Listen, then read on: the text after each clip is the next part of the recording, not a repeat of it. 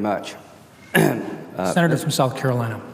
Thank you, Senator Corker. Well, I just want to make sure people understand what we're trying to do here this morning. Our Democratic colleagues are filibustering an attempt to have a debate and an up or down vote on the most consequential foreign policy decision in modern history. That's what you're doing. And Senator Corker, in good faith, got us here in a bipartisan manner, and Senator Reid has come out of nowhere to change what was the common understanding of how we proceed. Get 60 votes, a simple majority, let the president act as he wishes. But no, we couldn't do that. You're more worried about protecting Barack Obama from having to veto this than you are having a debate on the floor of the Senate. Now, let me tell you a little bit about who you're dealing with here, folks. And if I hear one more comment from my Democratic friends about how much they love Israel, with friends like this, you don't need an enemy. Here's who you're dealing with. This was yesterday. The Iran Supreme Leader predicted Wednesday that Israel would not exist in 25 years and ruled out any new negotiations with a Satan, the United States, beyond the recently concluded nuclear accord. In remarks published Wednesday on his personal website, at least the Ayatollah has gotten in modern times, and post on Twitter, the Supreme Leader, you know why they call him Supreme Leader? Because he is.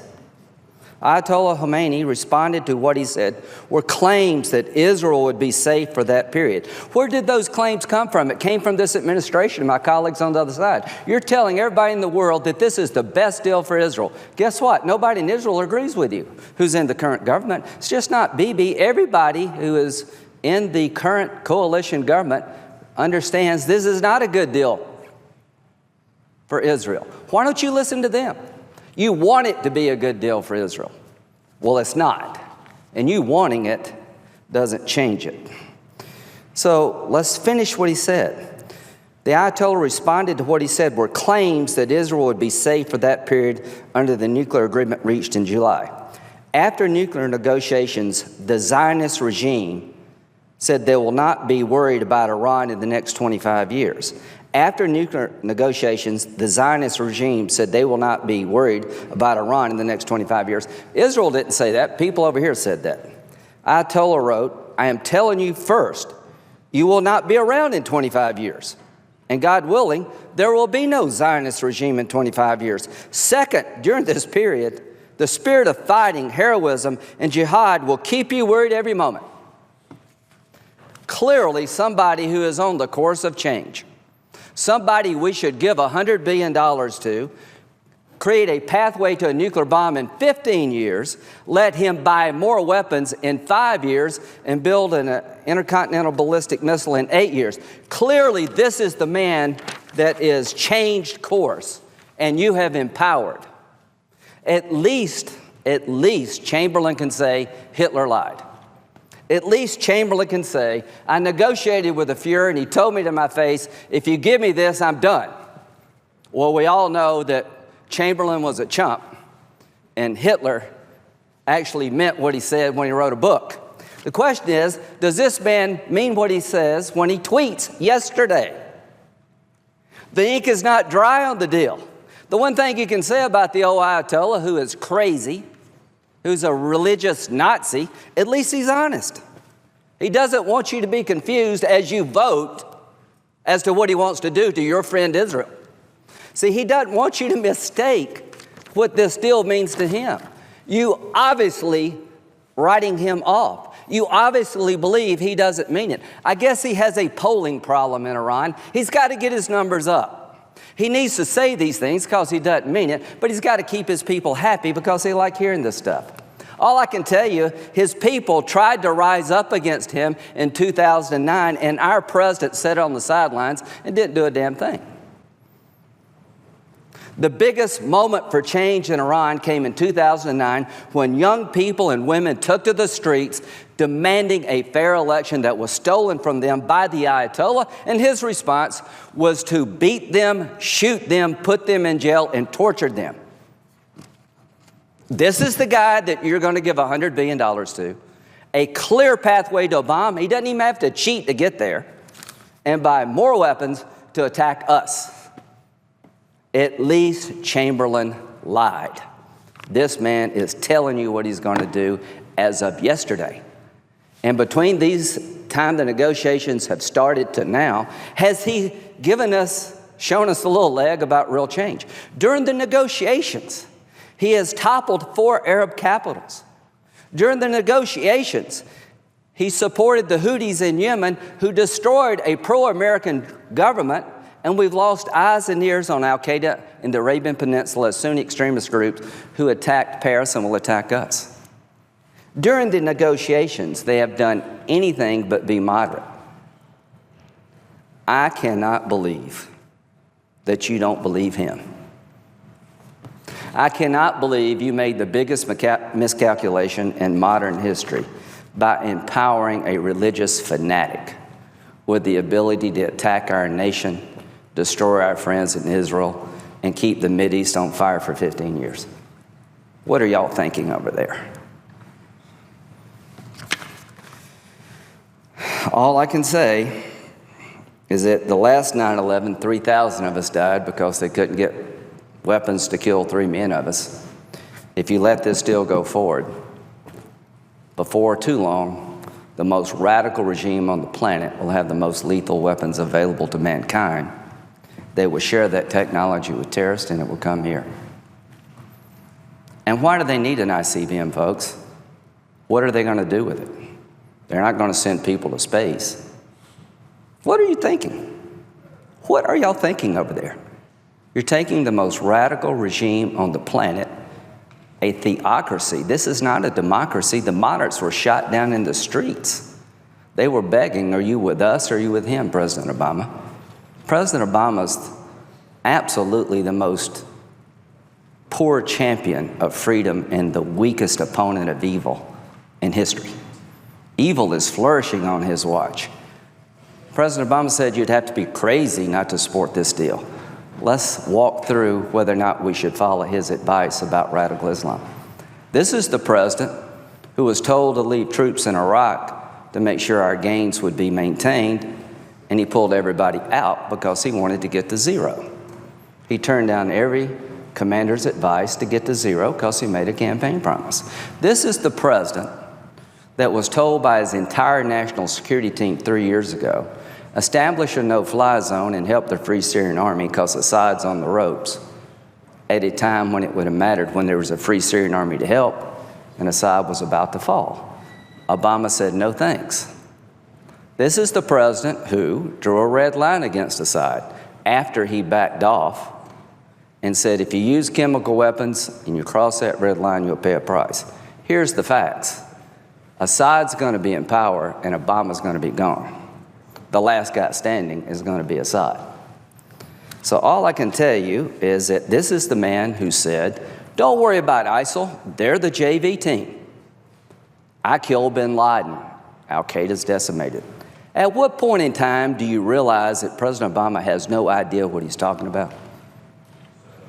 At what point in time is it obvious to anybody in the world who's paying attention when it comes to radical Islam, he has no clue? So this is the guy we're going to send in to negotiate with a radical Ayatollah, a guy who in the eyes of the world is a complete weak defender of freedom and a very poor adversary of evil. And if that's not enough, the Iranians are rubbing this in John Kerry and Barack Obama's face by tweeting this out hours before you vote on this deal. Just to remind you that no matter what you say on this floor about Israel, nothing's changed in his mind about Israel. And when you claim Israel's safe, he's telling you, no, they're not. But you're not listening because you don't think he really means it. Well, I can tell you right now, you better be right. And how about this idea? When it comes to the Ayatollah, assume the worst, not the best.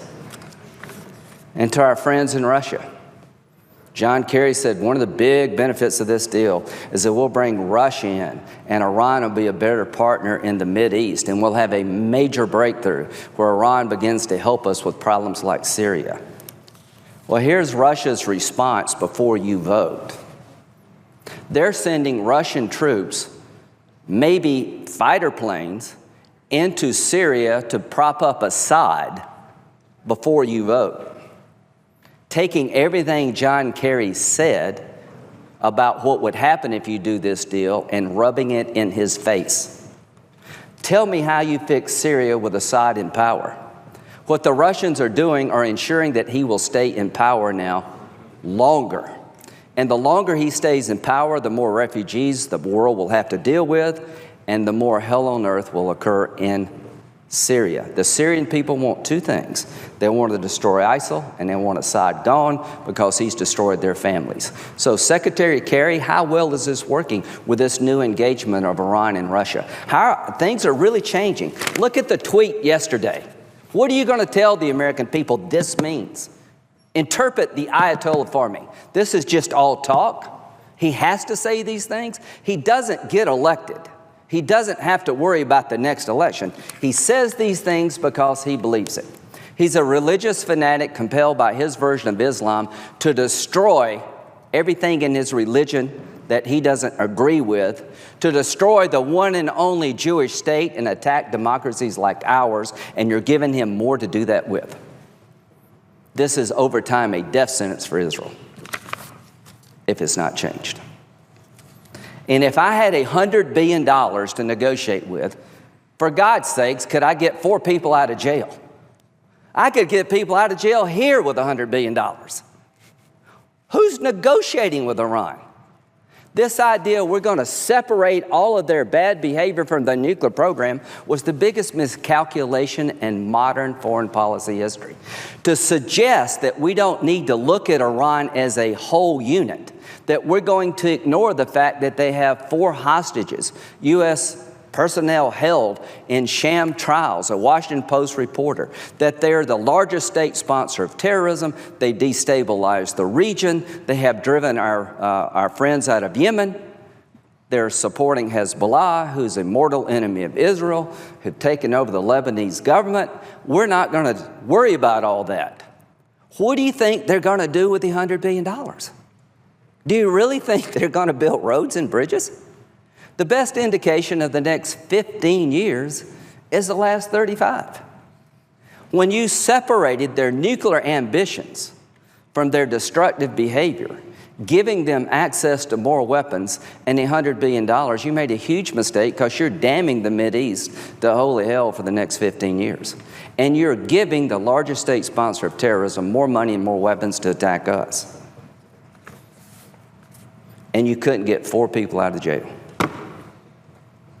The Iranians the only reason they're not dancing in Iran, the Ayatollah, is he just doesn't believe in dancing. I've got friends over there who I respect and admire. I have no idea what you're thinking here. I have no idea why you believe the Ayatollah doesn't mean what he says, given the way he's behaved. If they will shoot their own children down in the streets to keep power, what do you think they'll do to ours? And the only reason 3,000 people died on 9/11 is they couldn't get the weapons to kill 3 million of us, and they're on course to do it now.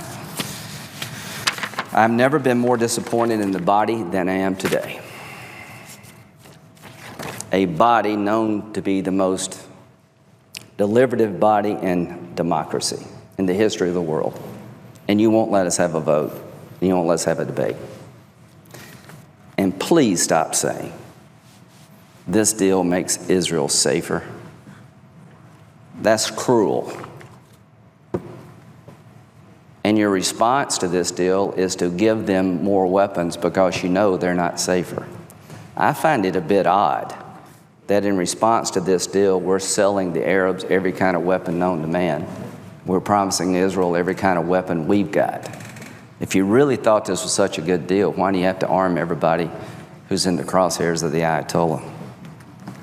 When they write the history of these times, they're going to look back and say that President Obama was a weak opponent of evil and a poor champion of freedom.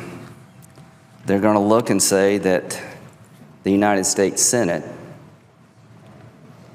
refused to debate the most consequential foreign policy agreement in modern times, and people in Israel are going to wonder, where did America go? Has it ever crossed your mind that everybody in Israel who's in power, who's running the government today, objects to this agreement? The Senator's time has expired. Senator Corker, thank you for trying to have the debate we need. To my Democratic friends, you own this. You own every I and every T and every bullet, and you own everything that's to follow, and it's going to be holy hell.